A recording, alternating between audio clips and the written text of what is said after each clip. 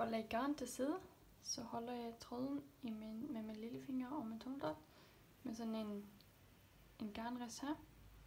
Og så holder jeg mine fingre lidt spredt, og så tager jeg garnet 2 gange rundt om fingrene per 10 masker jeg skal have.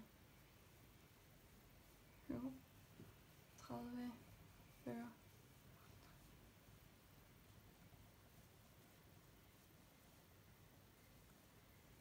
Sådan der.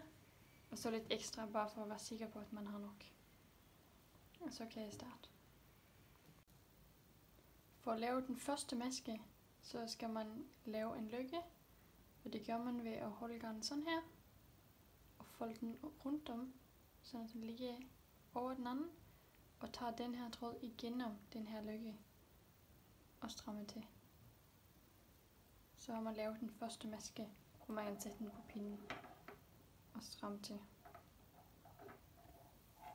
Sådan her. For at lave de resterende masker, så holder jeg de her tråde. Bruger min pegefinger og min tommeltot til at sprede dem sådan her. Mens trådene holdes fast med min lillefinger her i hånden. Og så tager jeg min højre pind. Og henter den her tråd. Og henter den anden tråd og ud igen i den her løkke. Og strammer til. Den her pind. Den her tråd. Henter den her tråd og igennem den her løkke igen. Og på den måde kan man slå masker op. Så skal man bare lave så mange masker, som der nu står i opskriften. Nu har jeg slået alle mine masker op, og jeg sætter min maskemarkør på pinden, og det vil så markere omgangens begyndelse. Det jeg nu skal, det er at starte og strikke rundt, og derfor vil jeg tage mine masker ude på pinden her, så jeg kan starte at strikke dem. Men det der er vigtigt, det er at maskerne ikke er snoede på pinden, men at de ligger samme vej. For hvis de er snoede, så vil det gå galt i den, når man strikker rundt. Men jeg kan se her, at mine masker de ligger lidt så fint rundt på pinden. Jeg har lidt lang rundpinde, men det vil blive bedre, når jeg starter med at strikke. For at starte at strikke, så skal jeg strikke rib. Og det der er vigtigt, det er jo ikke strikke med den her tråd, som man havde efter man slog masker op, men den tråd, der hænger fast i garnnøglen. Så den tråd har jeg haft på min pegefinger, og så tager jeg min højre pind for at strikke en ret maske. Og for at strikke en ret maske, så tager jeg højre pind ind i masken, henter tråden og ud igen. Og så har jeg strikket en ret maske.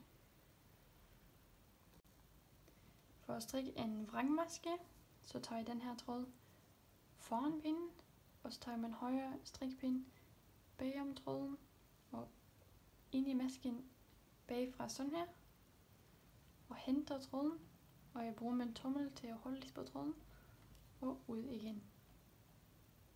Og så har jeg strikket en vrangmaske.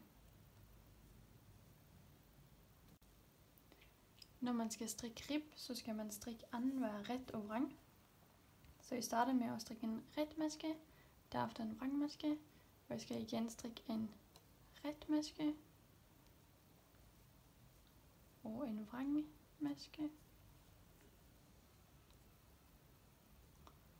og en ret maske, og sådan skal man blive ved. Og det der er smart, det er, at man kan se, når man skal strikke en ret og vrangmaske. For en ret maske, det ligner nemlig et V, ligesom den her og den her. Mens en vrangmaske ligner der er en klump her neden for pinden. Så det her er en vrangmaske, og det her er en ret maske, og jeg skal derfor til at strikke en vrang.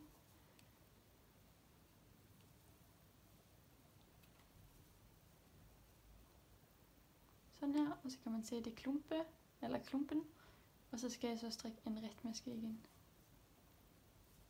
Og sådan bliver jeg bare ved. Nu er jeg snart kommet til min maskemarkør igen. Så jeg strikker lige de sidste masker. min sidste maske er en vrangemaske. Og så er jeg kommet til min maskemarkør, der så er omgangens begyndelse. Maskemarkøren tager jeg bare over på den anden pind, og så er jeg klar til at strikke omgang nummer 2. Og det der er så vigtigt, det er at man strikker ret på retmaskerne og vrang på vrangmaskerne. Så det er meget godt at øve sig i det at se forskel på ret og vrangmasker. At en retmaske har det her V, og en vrangmaske har den her klump. Så man skal altid strikke ret på retmaskerne og vrang på vrangmaskerne. Nu har jeg strikket rib i så mange omgange, som der står i opskriften. Og nu skal jeg strikke glat strik. Og det gør man ved at strikke retmasker. Og bare retmasker. Så man skal ikke længere strikke anden hver ret og vrang. Man skal kun strikke retmasker hele omgangen, og det skal man gøre i så mange omgange, som der nu står i opskriften. Nu har jeg strikket glat strik, så langt som opskriften siger, og jeg skal til at lukke masker af til armegab.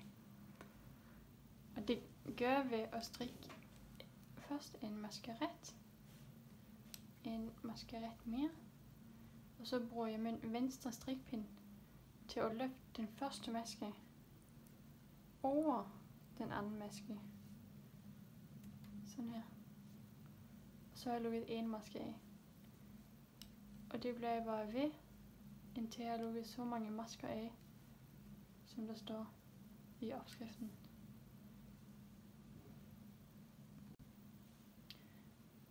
Nu kan I se, at jeg er lukket af her, og så har jeg strikket så mange retmasker, som der nu står. Og så skal jeg til at lukke igen masker af til det andet armegab. Det gør jeg bare på samme måde ved at strikke 2 masker og tage den første maske over den anden maske. Og sådan lukker jeg masker af.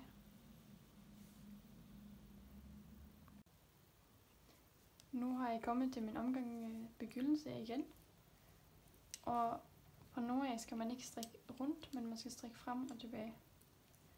Så nu kan jeg tage min maskemarkør af. Og så er min vest nu delt i et forstykke og et bagstykke med de her armegab. Så det jeg nu skal, det er at strikke tilbage her på den her pind. Så nu skal jeg strikke frem og tilbage på det, der vil blive bagstykket. Så jeg tager bare den her strikpind over i min venstre hånd. Og så vil jeg strikke den her vej tilbage med tråden sådan her. Og så vil jeg strikke den over på den her pind, mens de andre masker de bare ligger og hvile på den her pind.